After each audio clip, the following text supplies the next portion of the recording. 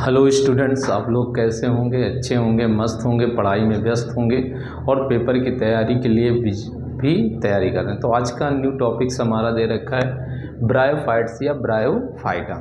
Bryophyta क्या होते हैं? ये शैवाल के बाद कुछ उन्नत किस्म के पादप होते हैं जिन्हें हम ब्रायोफाइट कहते हैं। ये फर्स्ट ऐसे पादप होते हैं जो सरल होते हैं, जिनमें भ्रूण बनता है। इन्हें हम पादप जगत का उभयचर कहते हैं। पहला पॉइंट है पादप जगत का उभयचर कहते हैं। ठीक, दूसरा इनका पॉइंट आता है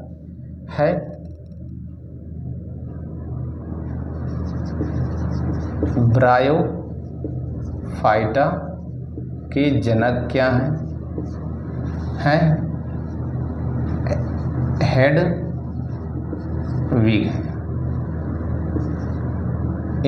फादर ऑफ इंडियन ब्रायोलॉजी के जनक कौन है?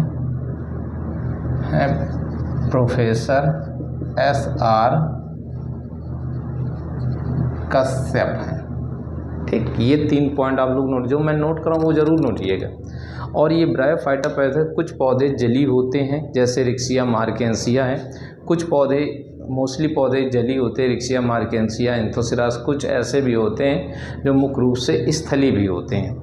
ओके, इतना तो ये पॉइंट नोट कर लिए।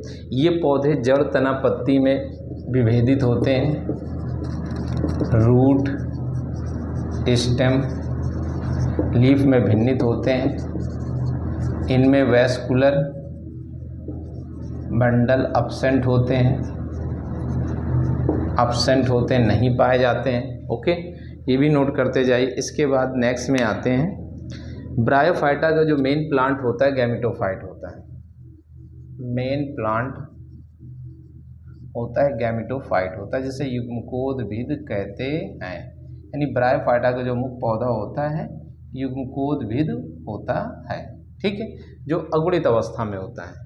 इसमें पीढ़ी एकांतर भी पाए, अल्टरनेशन, जनरेशन पाए जाते हैं। अब आता है ब्रायोफाइटा के लक्षण क्या है। ब्रायोफाइटा प्रायः कैसे होते हैं? ये नम छायादार स्थानों में पाए जाते हैं, पेड़ों में, पुरानी दीवारों में, चट्टानों में आदि जगह ये उगते हैं तथा जल में भी पाए जाते हैं। इनकी कुछ प्रजातियां भी होती हैं जो 20 से 40 सेंटीमीटर भी लंबी होती हैं, यहाँ तक कि 45 से 50 सेंटीमीटर तक भी लंबी होती हैं।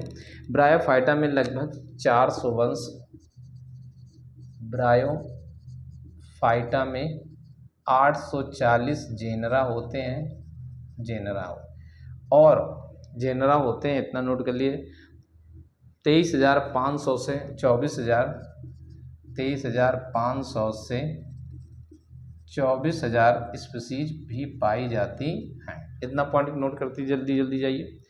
और इनमें क्या, जड़, तना, पत्ती, मूलाभास भी पाए जाते हैं। इनका शरीर बहुकोशिकीय मूलाभासों से बना होता है, ये नोट करते जाइए। इसमें लीवर वर्ट्स भी आता है। इनको 3 भागों में बांटते हैं। लीवर वर्ट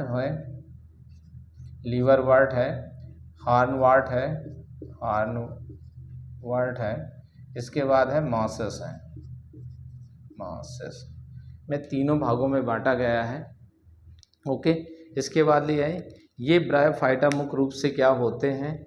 गैमेटोफाइट भी होते हैं। और इसमें मुख्य रूप से ये प्रोटोनीमा भी पाए जाते हैं। यानी इसमें जनन कायिक में प्रोटोनीमा,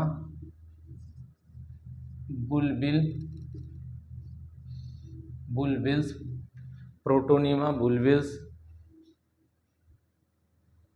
विखंडन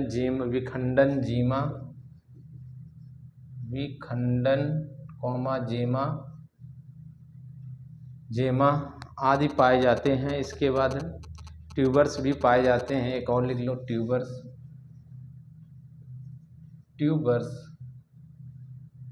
ट्यूबर्स भी पाए जाते हैं, इतना लिख जाए।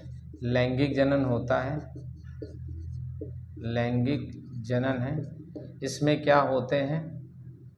पुनधानी, इसमें मुख्य रूप से पुनधानी होती है, पुनधानी और स्त्रीधानी होती है। पुनधानी में पुमड़ बनते हैं, पुमड़ होते हैं। स्त्रीधानी में अंडक कोशाएं बनती हैं। ये चल होते हैं, चल कसाब युक्त होते हैं, कसाब युक्त होते हैं। और इनमें क्या है, जॉकेट लेयर पाया जाता है, चोलक स्तर पाया जाता है।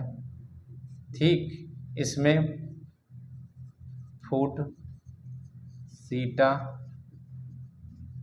कैप्सूल भी पाया जाता है।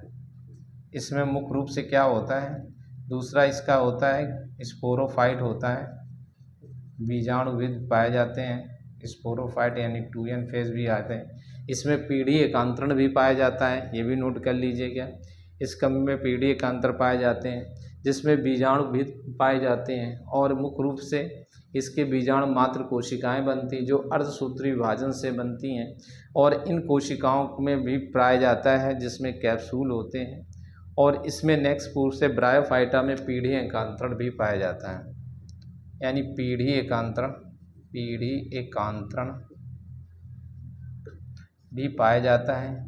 यानी गैमेटोफाइट से फाइट्स टू से स्पोरोफाइट्स,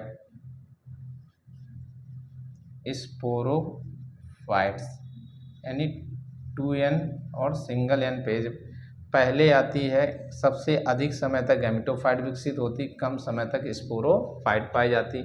अब कुछ इम्पोर्टेंट हैं जो मैं इसको लिख देता हूँ, क्या क्या है, एग्जाम्पल है, जैसे Riccia, Marchantia, Anthoceros, पेलिया,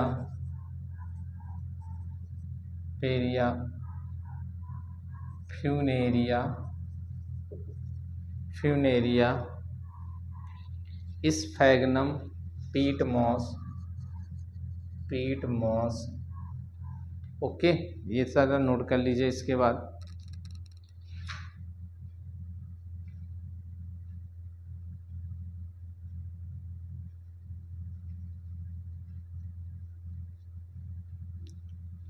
okay, note कर लिया।